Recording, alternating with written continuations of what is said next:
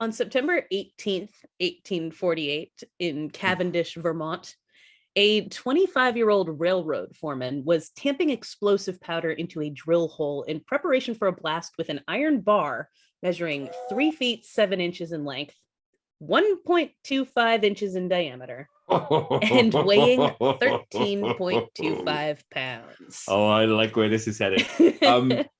So, right, what ingredients do we have here already? We have a long old fucking piece of iron bar. Yes. We have some explosives. We do indeed. I'm willing to bet we don't have much in the way of head protection. No, not a lot in 1848 Cavendish, Vermont, apparently. All the pieces are in place. Suddenly, Mark. With some chuckles.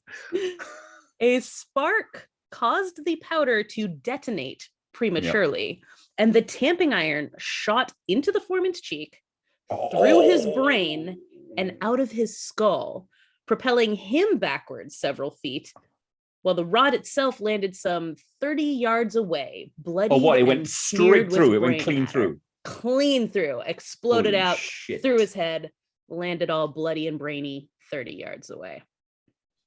The end. Fucking the end. Scene. Ta-da! Yet, somehow, within minutes, the foreman was conscious and walking around.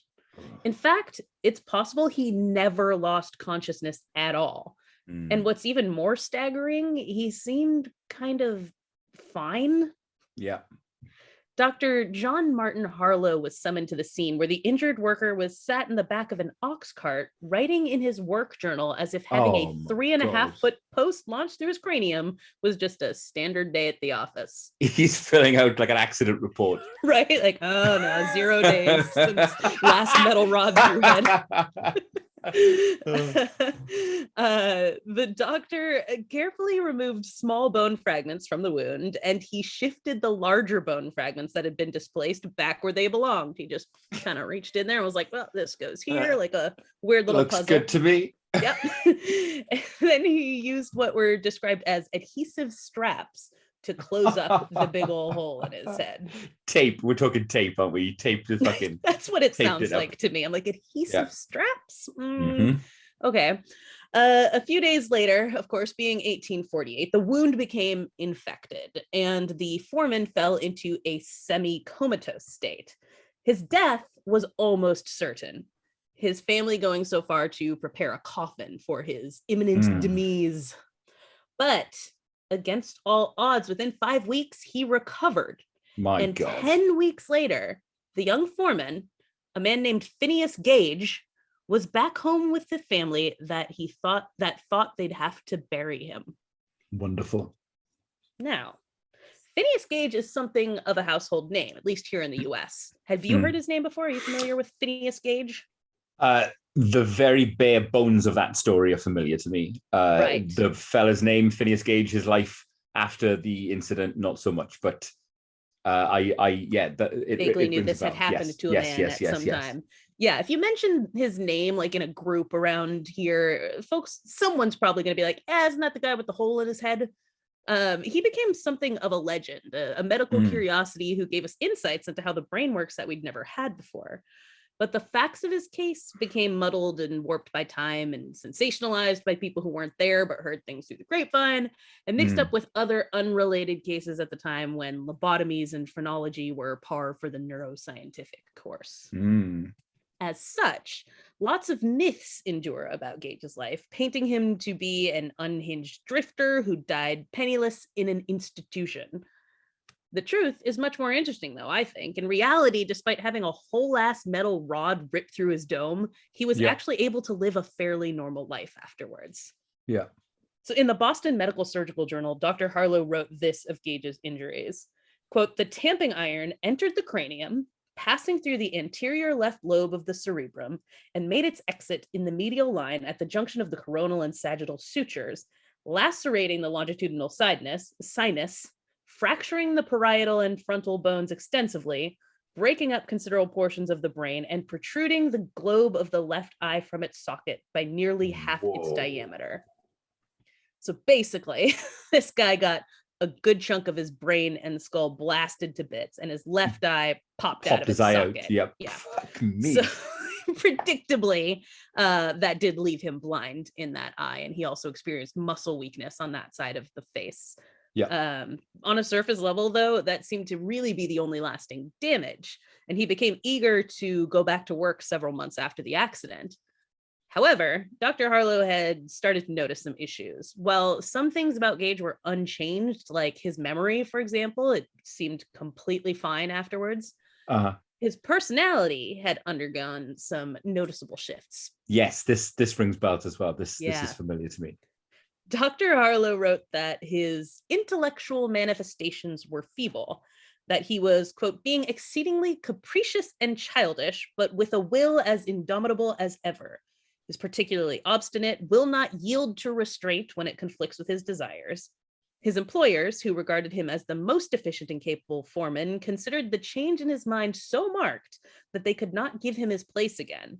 He is fitful, irreverent, indulging at times in the grossest profanity, which was not previous his custom. Wow. Manifesting but little deference for his fellows, impatient of restraint or advice when it conflicts with his desires, a child in his intellectual capacity and manifestations. He has the animal passions of a strong man. His mind was radically changed so decidedly that his friends and acquaintances said he was no longer Gage. Yeah. So he tried to go back to work then? Yeah, he, months later was like, all right, gotta go. Let's do this. I need to make the bank. I cannot get my head around that. Do you remember when we talked about that guy who got sucked through like a fucking 4-inch wide CD size gap? Yeah. He did his best to go back to the same fucking factory that smushed him through a fucking tiny little gap in a machine. Well, just clock on next shift. What are the odds that's going to happen again? Yeah, exactly. I can't wrap my head around that. If I was Phineas Gage, I wouldn't want to fucking see a metal rod again. Never. I wouldn't ride on a train. I would be like, you know what? I think I'm good. I'm done with this. Surely he'd have a career as a curiosity. Well, that is one of the rumors that persisted. Okay. As a curiosity. And I'll get to that. So basically, he physically seemed mostly fine, right? And he retained the faculties that enable him to remember things like to speak, to walk, to even do his job. So like the performance on the job was fine. It wasn't like he went back there and he like didn't know how to do it anymore or physically had any issue. He could do it, but his personality had allegedly changed drastically, making him a giant pain in the ass to work with and causing his employers to cut the cord on him. Now, a lot of the stories have you think that he then ran off and made his fortune as a sideshow in the circus, that he was a pathological liar who told grandiose falsehoods about his life to anyone who would listen, that he had a strange attachment to the rod that had impaled him and kept it with him at all times. Really? And that he was, this is a rumor, and that he was so driven by uninhibited urges that he'd even become a child molester.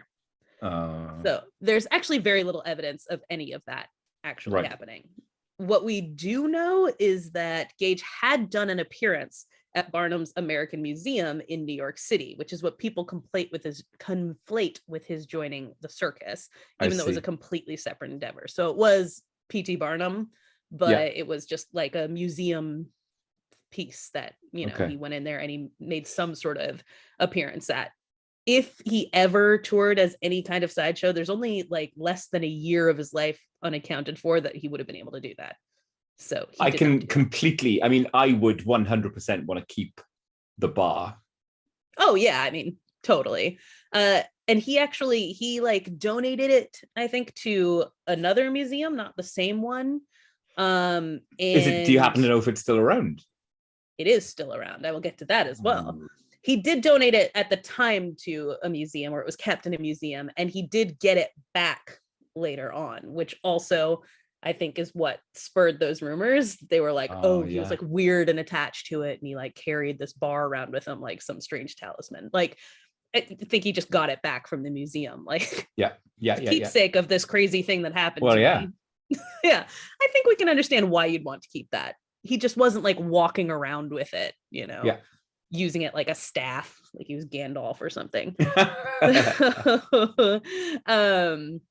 His mother said that he would often tell his nieces and nephews fanciful stories about his adventures, a detail that probably became conflated with this other rumor that he was a pathological liar that told these big stories about himself. He was really just telling these things to entertain children.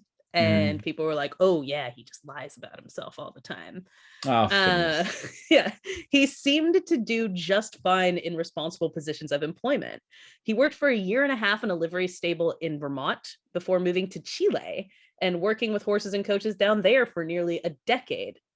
He returned, yeah, right? Like he moved and had like an exotic adventure in another country, taking care of horses. Lovely. Yeah, so he seemed to be fully functional to be able to do something like that. I hope this is going to end nicely. Could end worse. Okay. He doesn't like murder anybody or get murdered. So okay, fine. Go on then. Good. But he did return to America when his health began to fail due to the development of epilepsy, which is likely connected to that head injury. His family had relocated to San Francisco at the beginning of the gold rush, so he moved to California, and again he held down a job. He worked on a farm in Santa Clara until he succumbed to that epilepsy in 1860. So, you know, it's a bummer of an end to Phineas Gage, but it could have been a lot worse, all things considered. His skull and the bar that sailed through it that fateful day are actually now kept at the Warren Anatomical Museum in Boston. Wonderful. Yeah, not just because of the curiosity and sensationalism that accompanied his story, but also because what happened to him, like I said, gave scientists an understanding of how the brain functioned that wouldn't become common thought until much later, and in fact received much pushback at the time because it was a time of people being like really into, you know, the phrenology and stuff like that, the pseudosciences of the brain and how thought worked. The idea that certain areas of the brain had distinct functions was just not on their radar at that point. And it wasn't until 1878 that Dr. David Ferrier found similar things to be true when he removed the prefrontal lobes in monkeys. The monkeys could go about their lives without any apparent they could go about their lives without any apparent physiological or neurological changes or major impairments, but their personalities were demonstrably different. He noted that, quote, while not actually deprived of intelligence, they had lost to all appearance the faculty of the attentive and intelligent observation.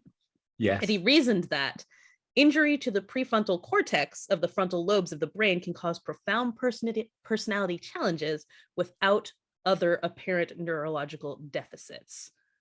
So neuroscientists are still working to uncover the mystery of how all of that works, but at a time in which people still thought you could tell a lot about a person by the bumps on their head, the strange case of Phineas Gage pointed Dr. Harlow and others toward a whole other set of questions and steps toward understanding what is going on in all that wrinkly gray matter up there. I mean, you know how hung up and fascinated I am by arcane, you know, brain diagnostic procedures, phrenology, trepanation. Yes. And I am looking at Phineas Gage's skull right now up on my screen, and holy shit. Did that bar do a number on him? It really did, yeah.